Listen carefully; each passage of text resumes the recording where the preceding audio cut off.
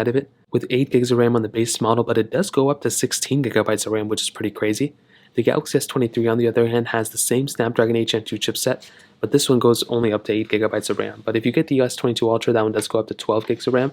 But also one other thing to keep in mind, this is the base model with 8 gigs. So let's go and see how much faster one of them is over the other one.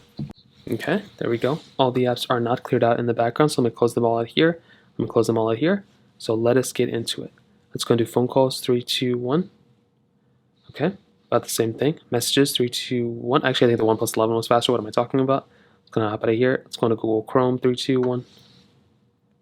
Okay, not too sure. They kind of were on different panels. Let's open up their cameras, 3, 2, 1.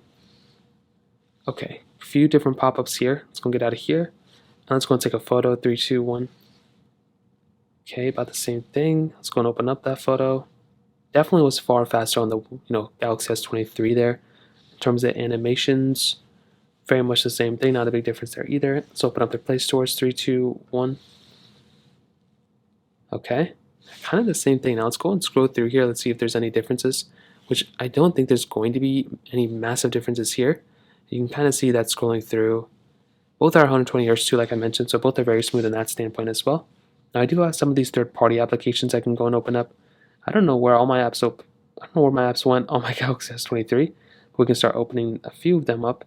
I wonder if these apps got deleted. I just had like a ton of them and they just ended up being removed, which is very, very awkward. So we can try some of them, I guess. We can try Twitter, 3, 2, 1. Okay, definitely some differences there. Let's go and do Instagram. Let's skip that one. Let's do Quizlet, 3, 2, 1. Okay, some differences there too. Let's go and do Temple Run 2, 3, 2, 1.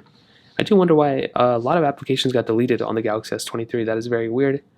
I have to look into that. That might actually be an issue that we may not even know about. Okay, you can see that we did have a little bit of a pop-up on the S20 or on the OnePlus 11, so that's totally okay. It's funny how this one still has like an Android 2.6 like type of display on it. Let's go and hop out of these ones. Let's go and get into the gameplay. And so many pop-ups here. It's crazy. Play 3, 2, 1. Okay. And I think the gameplay is going to be roughly around the same thing too. I don't think there's going to be that big of a difference between these two devices from that perspective. It's a pretty basic game when it comes down to it. Let's go and hop out of this one. Let's go and hop out of this one here. Let's see if there's any other third-party applications that are similar. But I think we kind of get the idea of Facebook 321, that there's definitely a lot of overlap. These two phones have a lot of similarities.